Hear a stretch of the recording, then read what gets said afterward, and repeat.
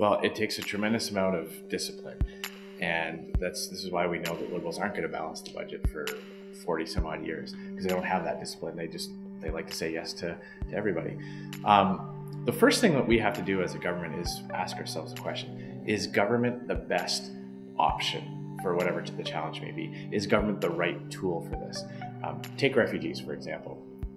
When the government sponsors a refugee, there's a whole bureaucratic system that goes along with that. Government workers get paid to manage and provide these types of services, and government administers the program. Privately sponsored refugees have a much better success rate. You have community groups, you have faith-based organizations who welcome a refugee, see to it that they have integration services, that they're able to get their driver's license, look for English language classes, help them buy groceries, use the rules about living in an apartment building, every kind of practical thing you can think of.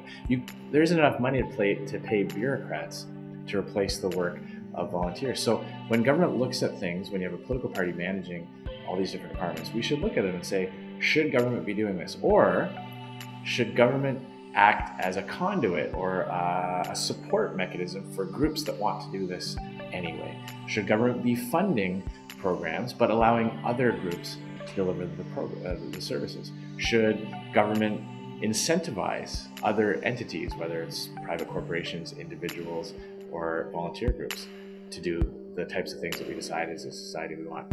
My belief is that right now, that thought process doesn't happen. It may very well be that on many cases we do say, yes, it should be government should fund it, and government should provide the service for whatever reason. But it surely isn't always the case that government is the answer. Government doesn't do very much very well. Can't even deliver the mail on time, on budget. So why do we believe that this entity that we barely trust to deliver an 8.5 by 11 piece of paper across the country, we also trust with everything from innovation and research to taking care of vulnerable people in our cities?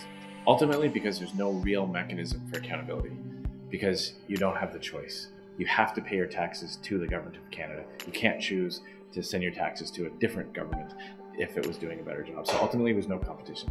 Government has a monopoly on the use of force, and they compel people to give their money to the government, and then they compel other people out of certain spheres. So the fact that you can't decide you're getting a better service from a different brand of government is the ultimate reason. So poor performance in government departments is very difficult to deal with.